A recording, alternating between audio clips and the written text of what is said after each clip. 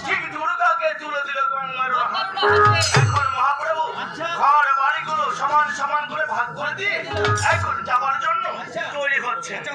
এইবার হাতে নিয়ে বাবা ওই